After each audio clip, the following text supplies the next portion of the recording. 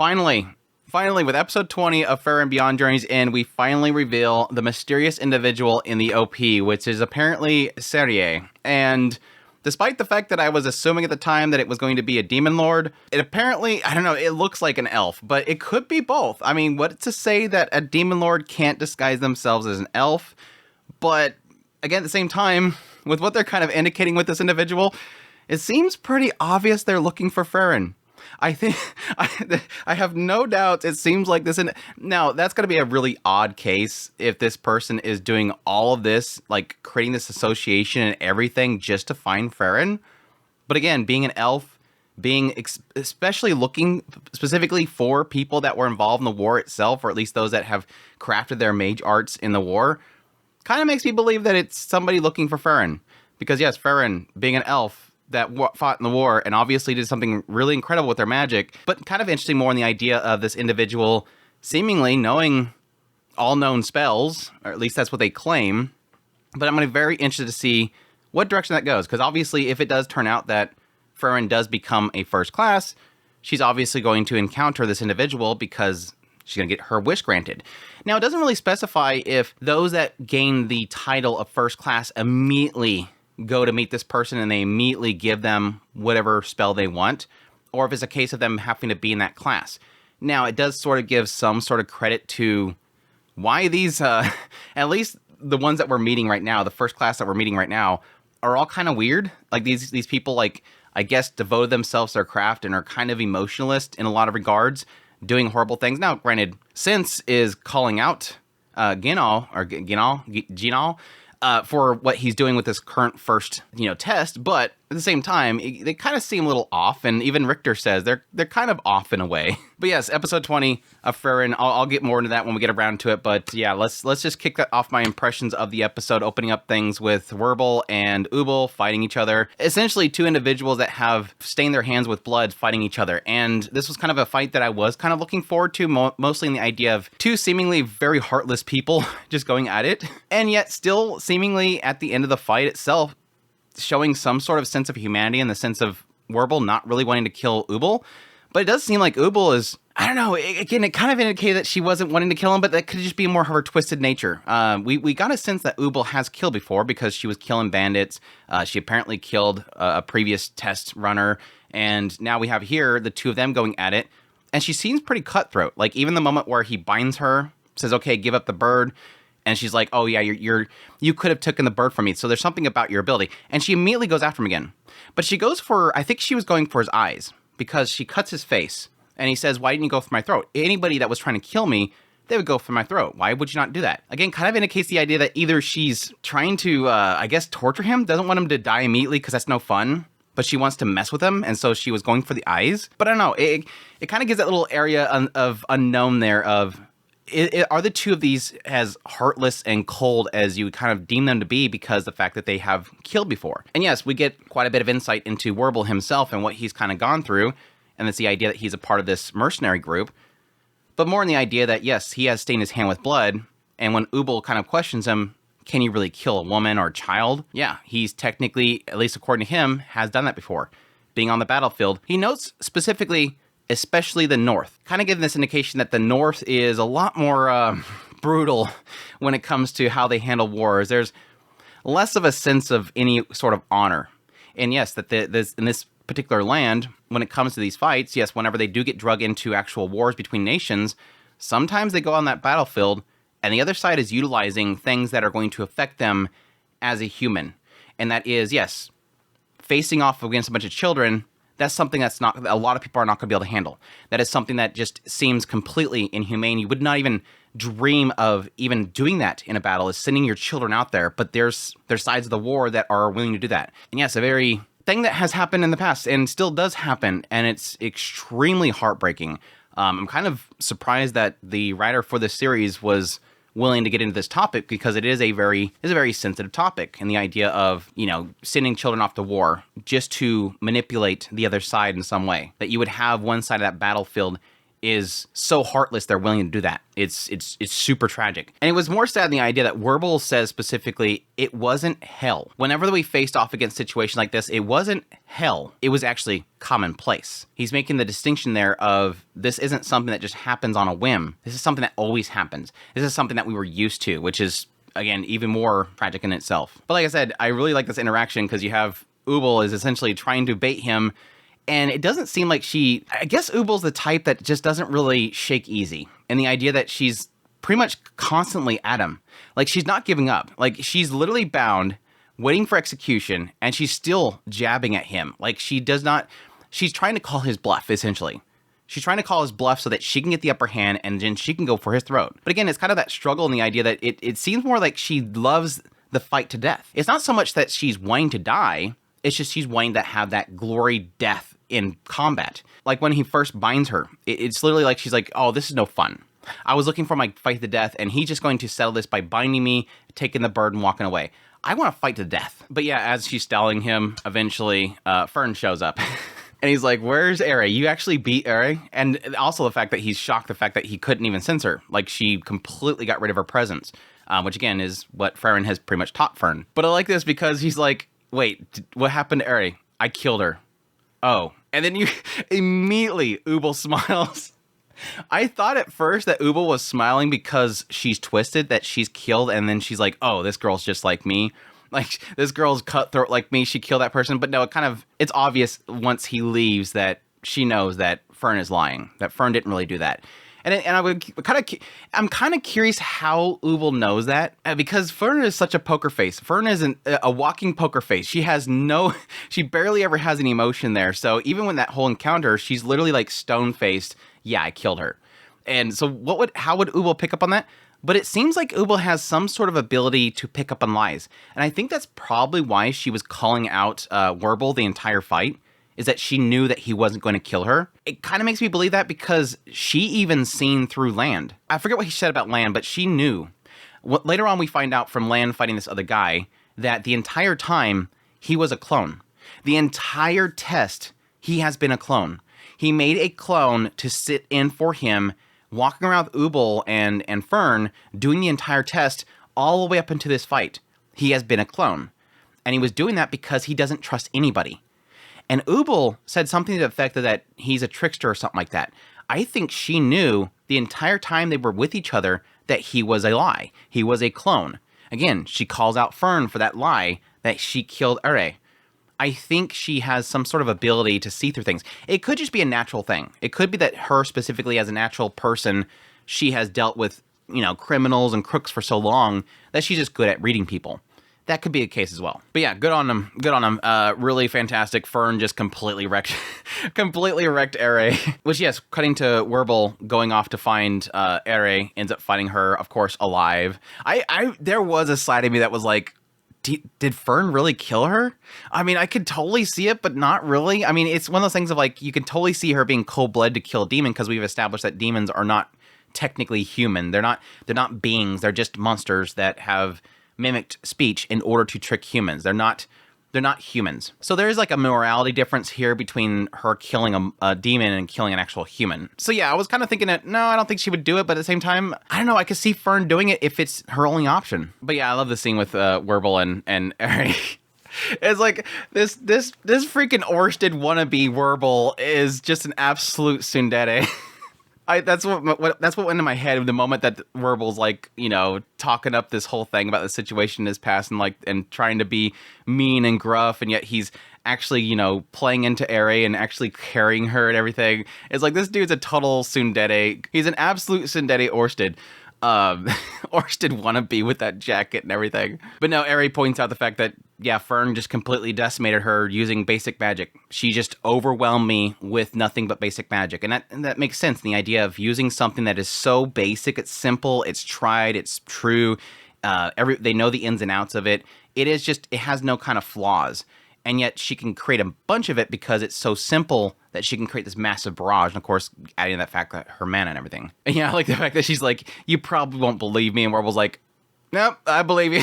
Look at this massive critter. He's like, nope, I believe you. And then, yeah, like I said, yeah, goes to pick her up with the wand and levitate her because she can't move. And she's like, carry me.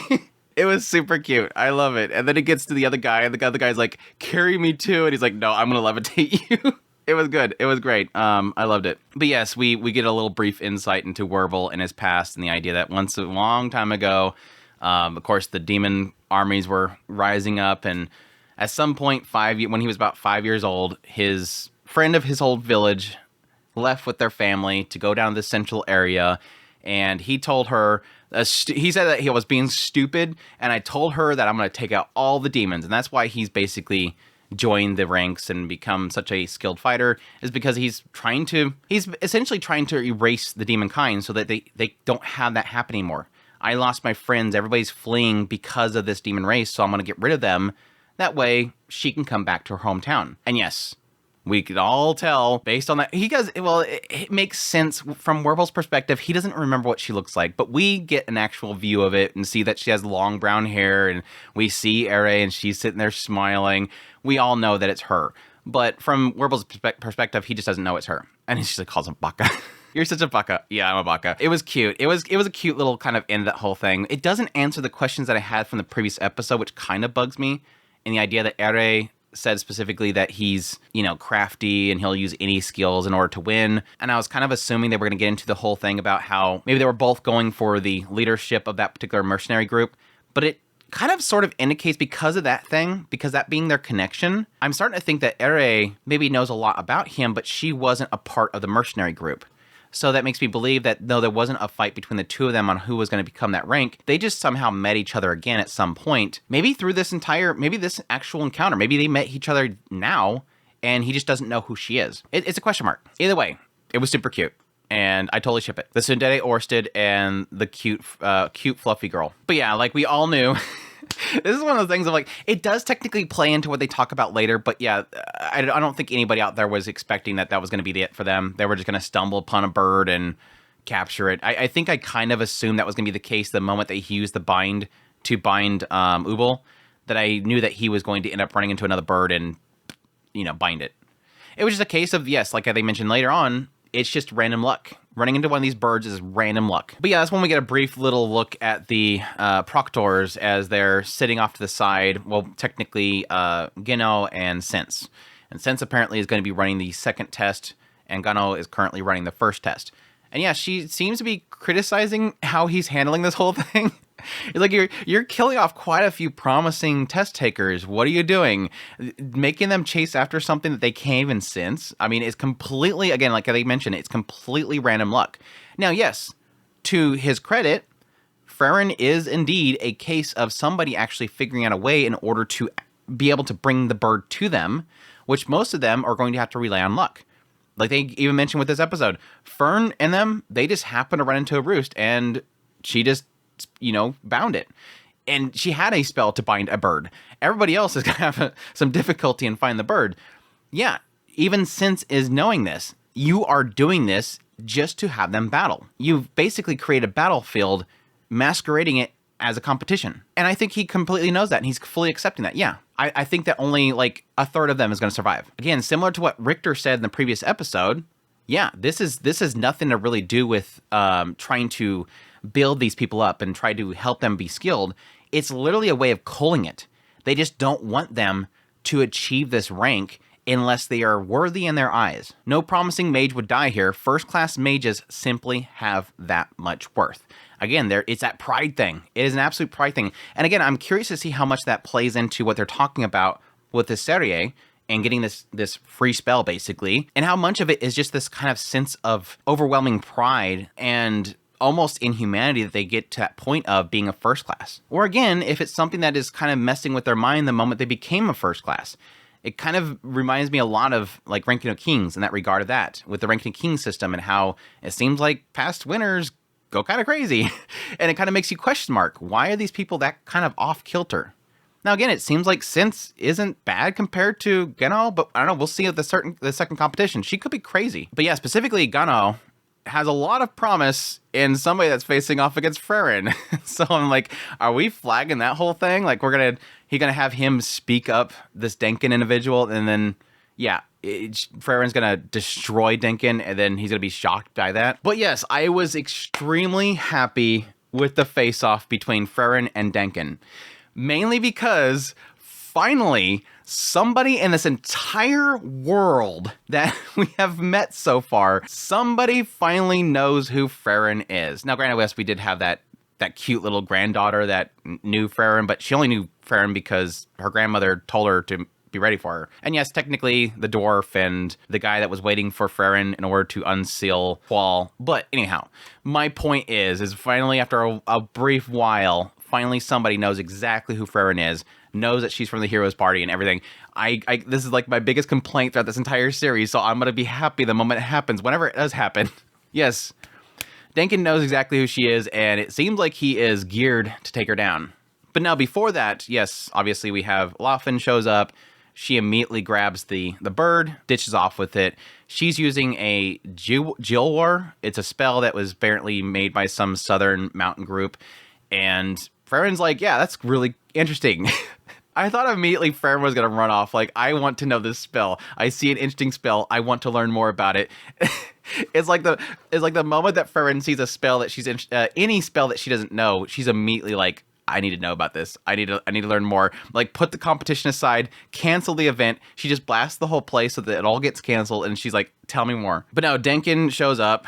Frieren's like, hey, if you know who I am, then why are you confronting me? You could have just let her run. You guys could have stayed hidden. He's like, nope. I know that you could see her mana. She's left a trail behind. We're gonna keep you busy. Now Richter's going the brutal route in the idea that he knows that if we just take out one of these three individuals, they're disqualified. They can't chase after us. But Denken doesn't want him to do that. Interesting to see some sort of sense of morality here with Denken, which we got a sense of that in the previous episode. There was a few statements that he made that kind of shows a lot more morality than even Richter.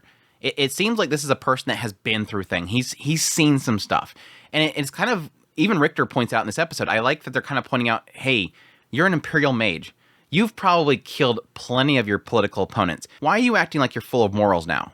It seems like there is a stark contrast from what people assume Denken's going to be because of his position than what he actually is. And I think that's not so much the idea that he has not done horrible things to get there, but it's one of those aspects I think that he did horrible things to get there, and then looking back, he realized how useless it was.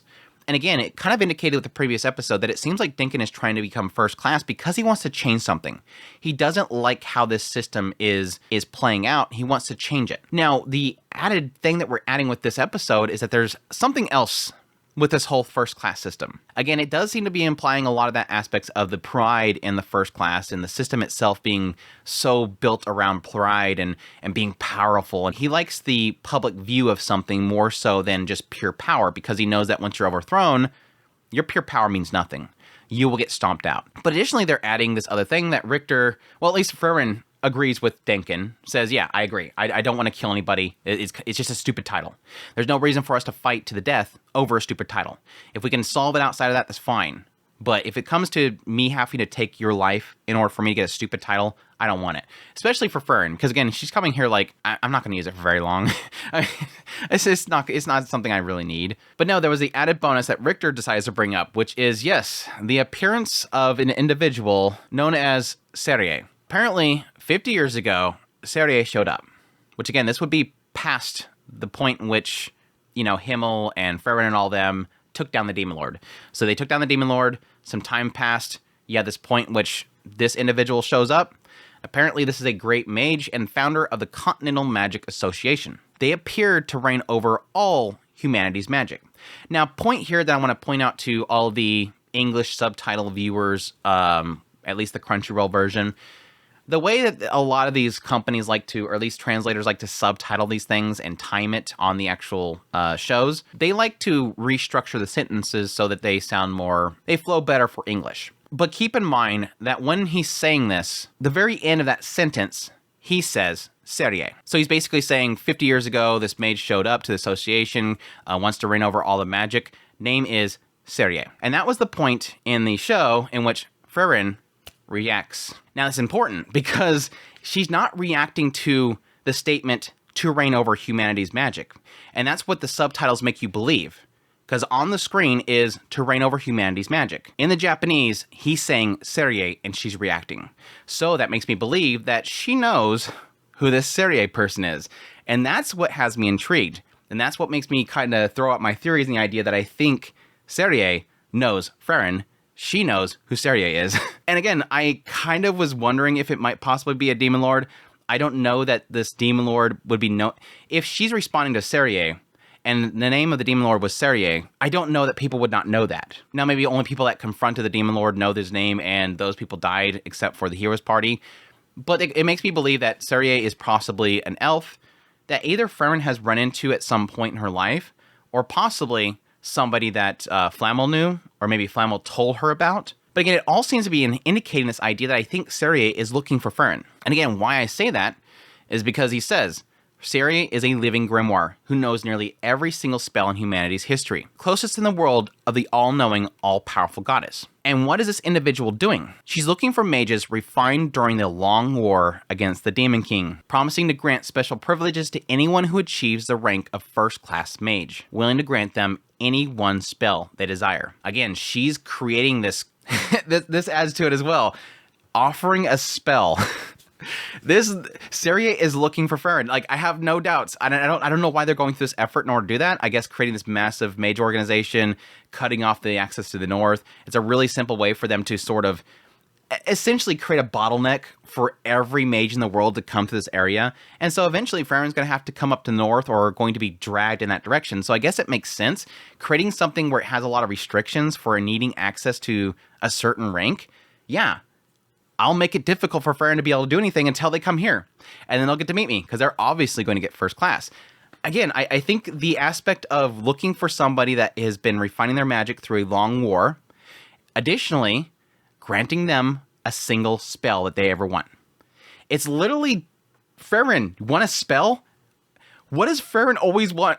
Magic. She wants to learn all magics. She loves it. And so, yeah, she's going to be drawn by that. Now, question mark, again, is going to remain, who is a Serie? What are they doing?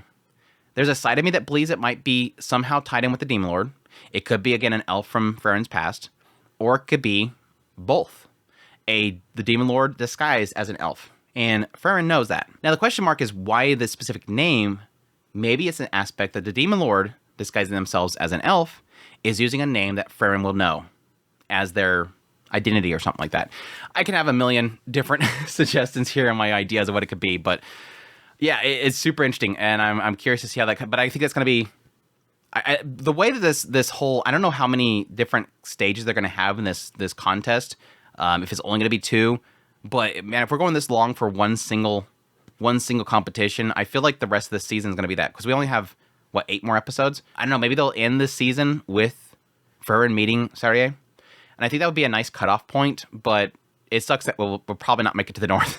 I think that's probably going to be way down the line. Maybe, hopefully, we'll get a second season announced. But anyways. But yeah, that all aside, Denken once again tells Richter, you're not killing them. Did you hear me? I like there's like a threat in there. Denken's like, dude, I'm not going to repeat myself. You're not going to kill them. You can babysit these girls for a little bit. Like, can you not handle just babysitting them while I crush this one? Which, again, specifically says, watch them while I crush her. It seems like there's like this desire for Denken to destroy Frieren. And I don't know if that's going to be an aspect that Denken, his life has been kind of affected by Frieren and somehow, or maybe they met in the past and she doesn't recognize him. But he seems like he's really into the idea of just taking her down. And it might be a show of strength. Maybe there's a little bit of a show of pride in him where he always kind of talks against pride. Maybe this is a brief moment you see where he does actually have a lot of pride kind of building up in him. But we'll see. I really hope that Lewin and Kane beat the crap out of Richter. I just really want those 2 girls. I want my Yuri girls to just destroy him. I think they are. Because, again, they're together. And I think they're a strong pairing. But we'll have to wait and see. Anyhow, that's my thoughts on Frieren Beyond Journeys and episode 20. Hope you guys enjoyed this video. As always, if you did, make sure to hit that like button down below. Comment. Let me know what you thought of the episode. Additionally, if you're new to the channel, make sure to hit that subscribe button so you got my content. And news, reviews, first impressions, top list. If it's anime, it's pretty much here. Additionally, if you like this content and you want to support the channel more, I have a Patreon link, tips link, super thanks, membership button down below. Greatly appreciate what it does, and y'all take care.